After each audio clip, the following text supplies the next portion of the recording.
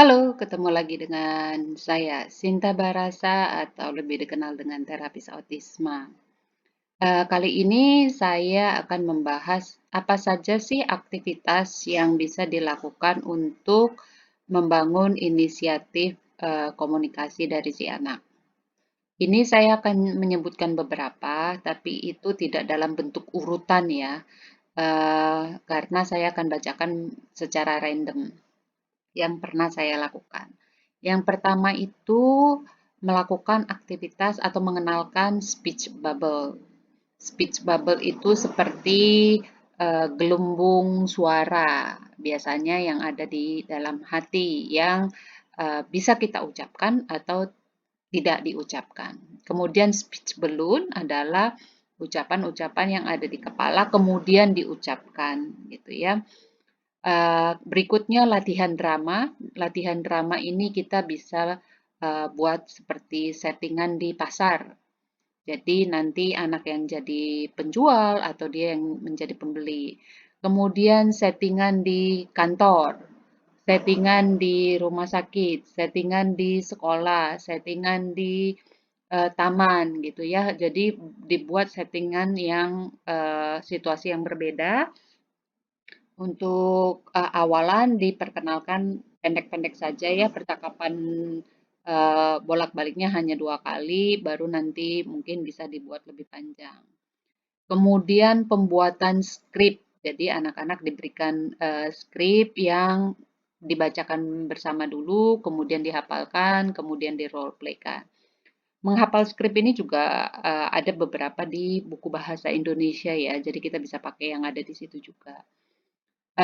Untuk menghafal skrip, sebaiknya diberikan yang kemungkinan besarnya, eee, kemungkinan besar terjadinya lebih banyak ya. Jadi misalnya jangan bikin skrip, percakapan tentang dinosaurus, sedangkan kemungkinan anak itu pergi ke museum dinosaurus atau bertemu dengan, eee dinosaurus itu kecil sekali, jadi sebaiknya tidak membuat skrip yang jauh dari situasi si anak.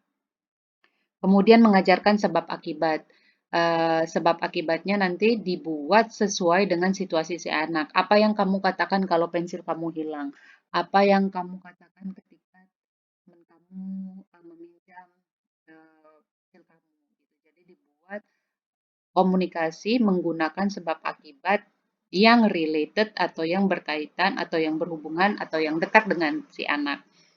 Kemudian mengajarkan bernyanyi. Bernyanyi ini juga akan uh, membangun banyak apa ya kosakata di anak. Kemudian juga kalau misalnya anak itu memang suka dengan bernyanyi, kita bisa berhenti tiba-tiba dan dia lanjutkan, atau kita berhenti tiba-tiba dan dia mengajak mengajak untuk bernyanyi kembali. Kemudian membaca buku 2 kali sehari. Kenapa saya tulis 2 kali sehari? Karena buku yang dibacakan itu diawali dengan 10 sampai 15 menit saja, jadi tidak panjang-panjang ya.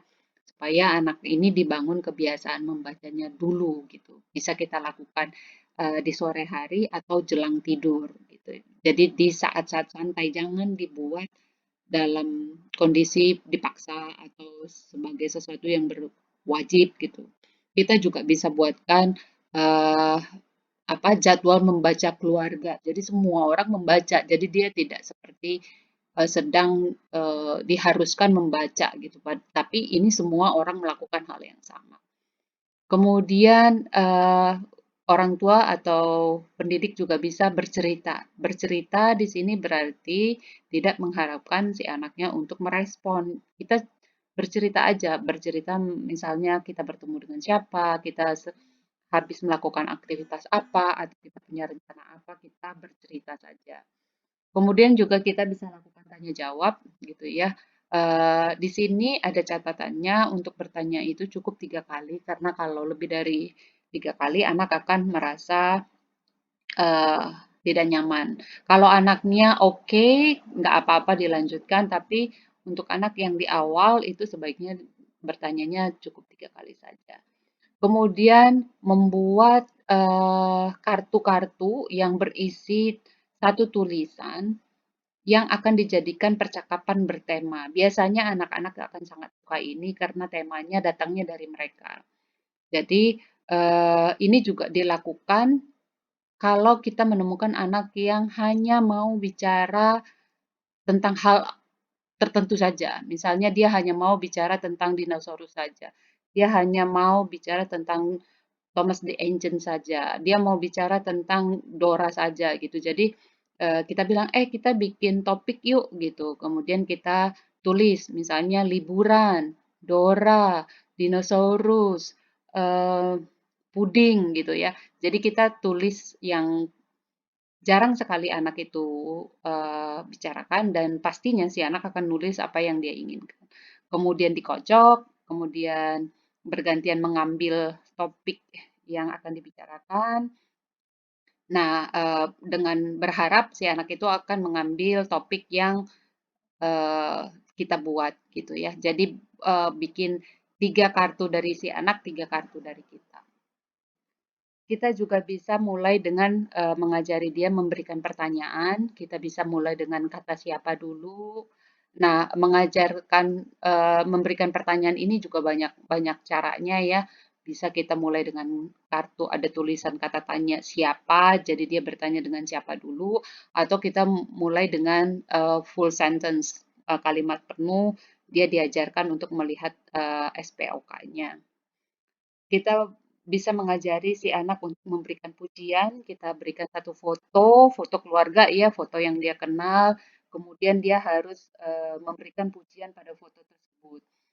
Pujian yang diberikan harus apa yang dia lihat. Jadi tidak bisa dimulai dengan oh ini orang baik, oh ini orang eh, sering membantu gitu. Jadi kita mulai ajari dia di awal itu dengan memuji apa yang dia lihat. Misalnya sepedanya bagus, bajunya keren, kemudian eh, apa ya topinya bulat gitu ya, dan saya suka gitu. Jadi dimulai dengan apa yang anak itu lihat. Kemudian kita juga mulai memberikan pengajaran mengenai pemberian pernyataan. Pemberian pernyataan itu seperti wow, sedih, kemudian ngantuk, kemudian keren, yay, itu pernyataan. Nah, nanti prosesnya juga panjang ya, pernyataan mana untuk situasi tertentu, kemudian kita juga mulai ngajarin dia secara spontan memberikan pernyataan.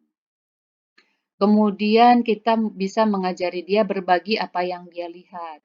Saya lihat ini, kemudian anak menjawab, saya lihat ini. Gitu. Jadi bergantian memberikan pernyataan saya lihat apa. Berbagi apa yang dia buat gitu.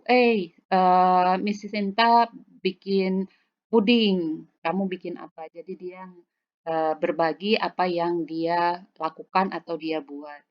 Kemudian membuat situasi yang direncanakan sehingga anak berkomunikasi. Misalnya ketika kita berjalan bersama, tiba-tiba terapisnya atau gurunya berhenti supaya anaknya bilang, "Ayo dong jalan Bu Sinta," gitu. Atau kita meminta anak itu menulis, tapi tangan kita di atas kertasnya sehingga dia harus bilang, "Permisi Bu Sinta, saya mau menulis." Gitu. Jadi ada situasi-situasi yang dibuat supaya muncul spontannya berkata.